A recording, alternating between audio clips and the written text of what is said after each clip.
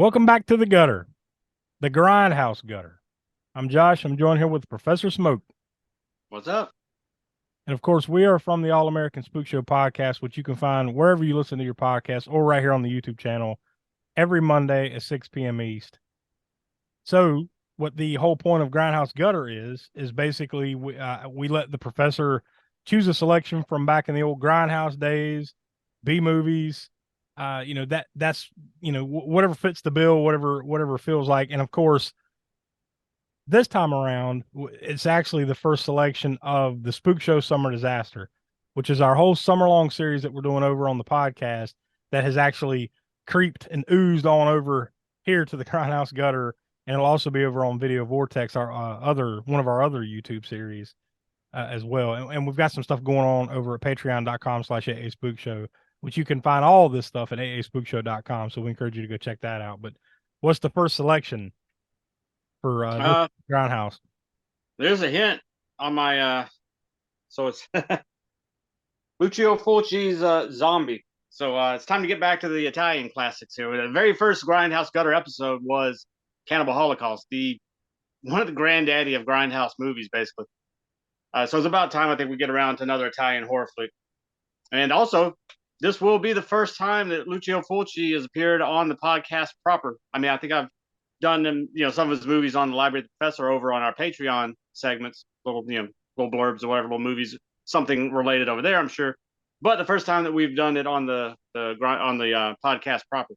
Yeah, it's almost a miracle. It's almost like we planned it, but we have not planned that at all. Like, it's not like we were avoiding, any Fulci movies or anything like that. Although there probably has been a little bit of subconscious avoiding it just because Will doesn't like hasn't been a big fan of the Italian stuff anytime we've pulled it. But we started with one of the biggest ones. I mean, at least one of the most well known of his films. Yeah, I'd say so. Yeah, and it came out in 1979 in Italy, August of 1979. And then it was not a whole year. Well, just about a whole year. It's July 1980 when it hit America, and by America, I don't know for sure, but I know for sure that it was the Grindhouse areas. But this movie is a little bit of confusion. I guess we should clear up that first. I mean, of course, diehard horror fans are already going to know this, but I mean, for those of you that may be new to Lucio Fulci that are watching this, Zombie was released in Italy as Zombie 2, and that's Zombi, and 2. Zombie in Italian with an I at the end is plural, so it's technically Zombies 2. And the reason for this, you might say, is, well, what happened to Zombies 1?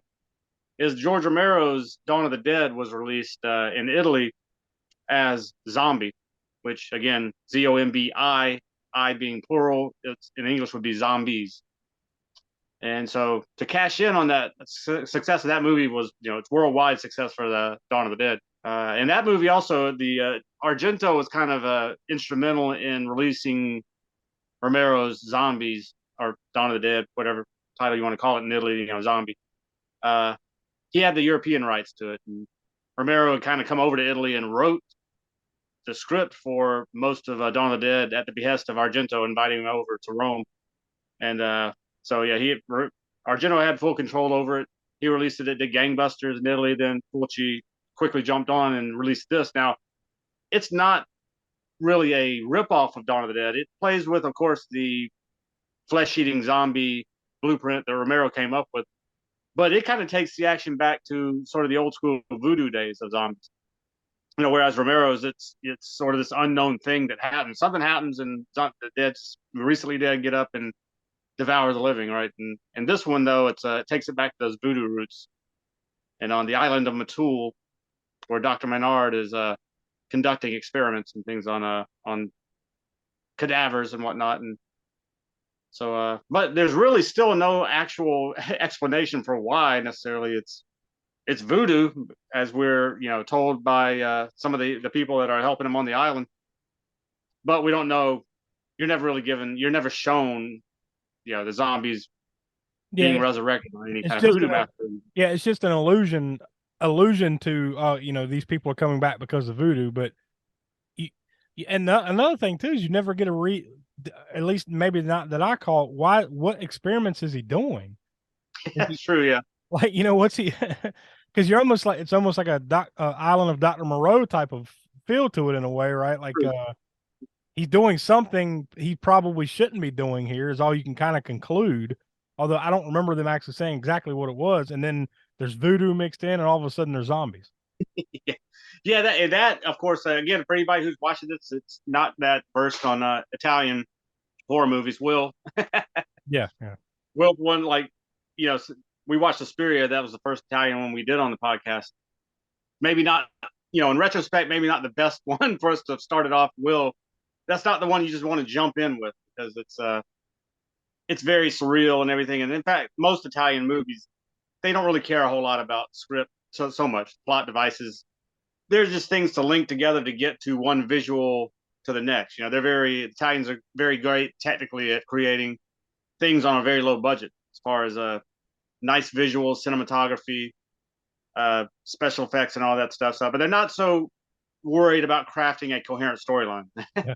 You may be wondering exactly how does this fit into the Spookshow Summer Disaster? Well, I'll give you two ways. Number one, it's a zombie, maybe not on an apocalypse level, kind of, but clearly it kind of spreads, right? So that's Yeah. like it goes from a small area to a bigger area. So that's number one.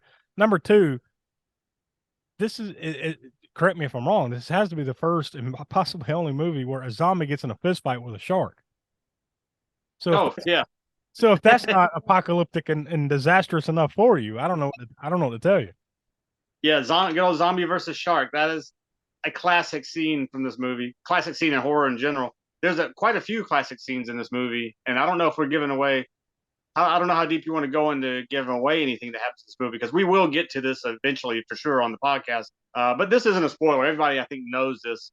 It's not necessarily, it's the splinter scene. The splinter through the eyeball scene is one of the greatest. I don't know what you call it, owie moments of horror. Like, it makes you wince when you watch it. Yeah. That's more than an owie ouchie, I can tell you that.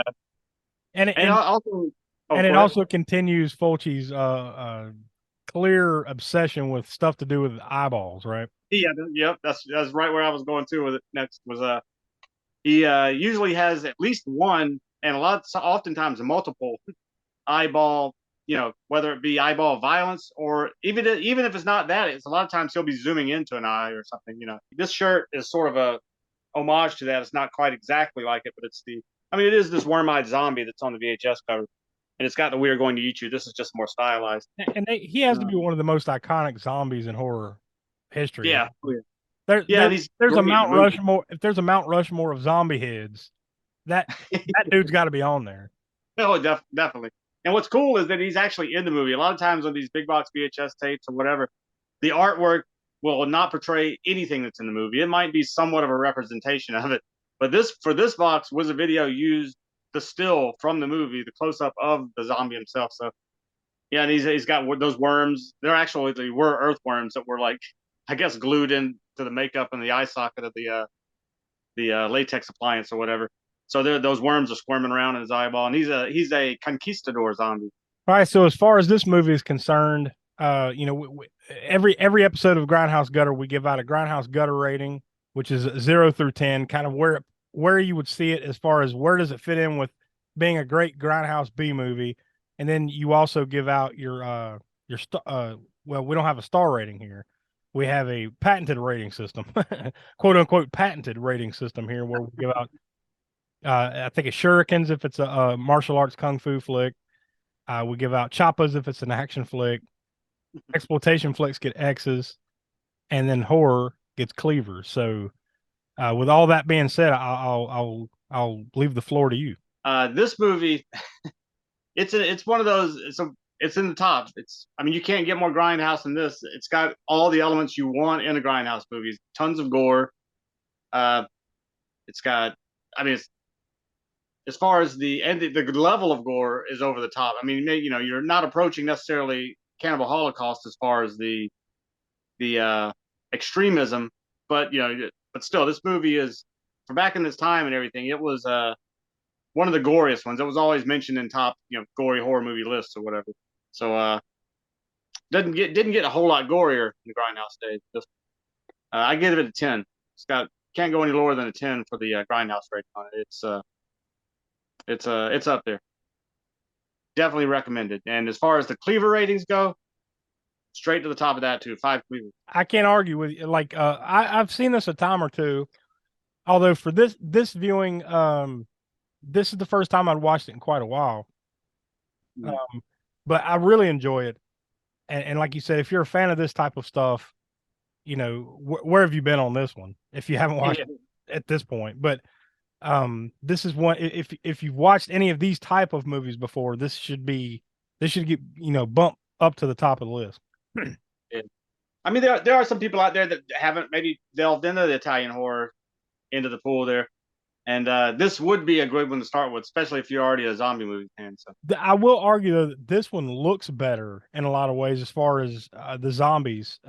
Maybe not in every case, but I think for the most part, the zombies in this one are grosser and kind of more decayed and over the top than they are in Dawn of the Dead, right? yeah, because I know you know, you had your I think Savini said you had your camera zombies with the ones who were going to have close-ups, and they took more attention to detail and the effects when they had a close-up of a zombie. But the majority of the zombies, I know he had to knock them out real fast, so he was just slapping on grease paint, that sort of, you know, which came out looking like the bluish colored. It was supposed to be more like, I guess, green corpse looking, you know, rotten type, you know, flesh or whatever. But it came out that green color, and he just had to slap them on as many as he could. So yeah, a lot of times the zombies in the background or foreground back there, whatever, but were not as well made up as the ones in the close-ups of the camera. So yeah, I think overall, and there's a there's a thing with Italian zombies. A lot of people will call them oatmeal zombies because now this movie is a little bit more. They're a little bit. Gianetto De Rossi did the effects makeup for this movie, and it's a little bit better than what you're going to get in some of the even lower budget Italian movies, where it literally does look like they maybe took some oatmeal and slapped it on their face and put some putty over it or whatever. And I'm thinking of movies like Burial Ground. We'll get to that too at some point. That's a doozy as well. Yeah, that's a future selection for sure. Yeah. Oh yeah. We can't get out of here, but before we tell you what's going to be coming up on the next edition, we can't get out of here without talking about the soundtrack from Fabio Frizzi, right? Yes, absolutely, 100%. That's along with Goblin. That's two of my favorite Italian composers right there. Fabio Frizzi scores and Goblin scores.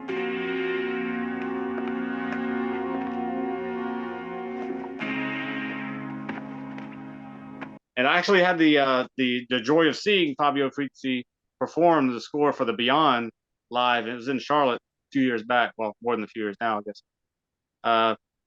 And so the movie played on a screen with him and his well, orchestra. You call it orchestra. It wasn't a full orchestra, but I mean, he had his band. You know, it's 8 or 9 people. So that was pretty cool. He scored the movie live as you're watching it. So that was pretty awesome, and I hope he does that again. But yeah, I can't say enough good things about Fabio Frizzi. Well, we recommend this movie on many levels, but if you haven't seen a lot of or heard a lot of Frizzi's work in movies, this is a great example. Just watch this flick and listen to the soundtrack, and you'll get a good feel for what Frizzi brings to a lot of Fulci movies and other movies. I mean, just a great composer, film composer.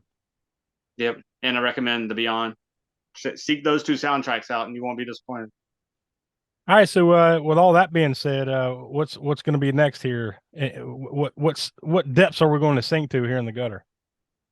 Well, in keeping with the Summer Disaster series we have going, the next one is gonna be Italian again, but we're gonna go back to the good old post-apocalyptic genre, and it's 2019 After the Fall of New York. And have you seen this one before? No, I haven't. No, I'm always looking forward to stuff, you know, this first time watch. So yeah, I'm looking forward. Yeah, and this is a fun one. I mean, it's on par at least with 1990 The Bronx Warriors, I think. So you'll have fun with that, I believe. I also too another note I will point out, because it is appropriate with what we just talked about with zombie.